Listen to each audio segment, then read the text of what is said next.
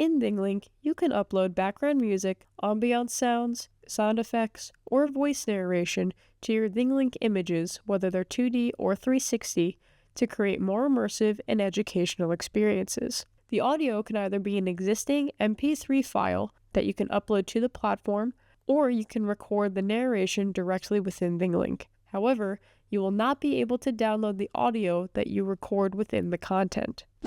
To upload audio to the base media scene, open up the image and its editor. On the left-hand side, you want to come over and select Settings. Scroll down until you see the words Upload Audio. The Finder or File Explorer window will appear. You'll select whichever audio MP3 file you want to upload and then select Open.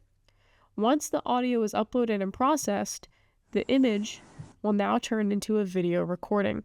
If you want to remove that audio, return over to your settings and select Remove Audio. If you want to record voice narration directly in the platform, right next to the Upload Audio button is a small microphone. When you select the microphone, it will turn blue. That is how you know you are actively recording. Select it again to stop recording. Once you stop recording and the audio file processes, the image will automatically become a video recording.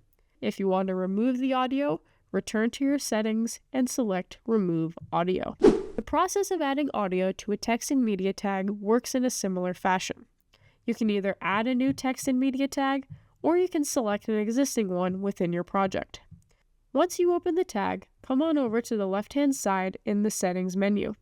Scroll down and you will find the words Upload Audio directly above the Delete Tag button. If you want to upload an existing audio file, you'll once again select Upload Audio and select the file on your computer or device. And if you want to record new voice narration, select the microphone.